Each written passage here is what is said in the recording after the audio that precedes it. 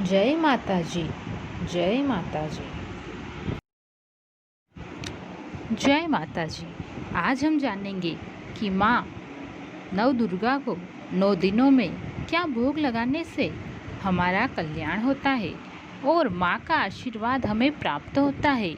नवरात्रि के पहले दिन माँ शैलपुत्री की पूजा की जाती है और माँ शैलपुत्री के चरणों में गाय का शुद्ध घी अर्पित करने से मनुष्य को आरोग्यता का आशीर्वाद प्राप्त होता है।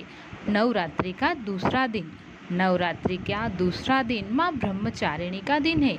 इस दिन माँ को शक्कर का भोग लगाकर घर के सभी सदस्यों को शक्कर का प्रसाद दे, इससे आयु में वृद्धि होती है।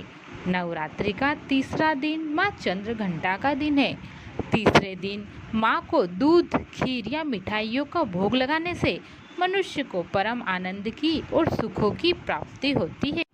नवरात्रि का चौथा दिन माँ कुष्मांडा को मालपुए का भोग लगाने से मनुष्य की बुद्धि का विकास होता है।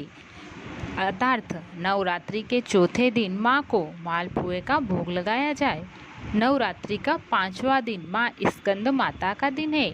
इस दिन माँ को केले का भोग लगाने से साधक का शरीर स्वस्थ रहता है। अतएव नवरात्रि के पांचवें दिन माता को केले का भोग लगाएं।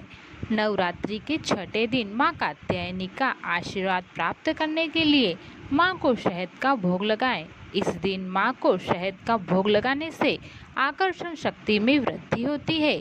नवरात्रि के सातवें दिन माँ कालरात्रि की प्रसन्नता के लिए माँ को गुड़ का नैवेद्य चढ़ाएं। माँ को गुड़ का नैवेद्य चढ़ाने से मनुष्य को सभी शोकों से मुक्ति मिलती है। आठवां दिन। नवरात्रि का आठवां दिन माता महागौरी का दिन है। नवरात्रि के आठवें दिन माता महागौरी को नारियल का भोग लगाना चाहिए और नारियल का दान करना चाहिए।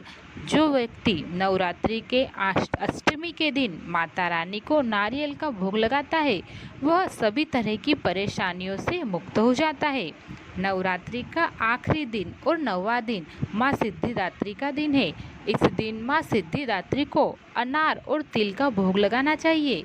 जो व्यक्ति अनार और तिल माँ को अर्पित करता है और माँ को अनार और तिल का भोग लगाता है उस दिन उसे सभी प्रकार की अनहोनी से और सभी भयों से उस मनुष्य की रक्षा होती है, सभी भय से मुक्त हो जाता है।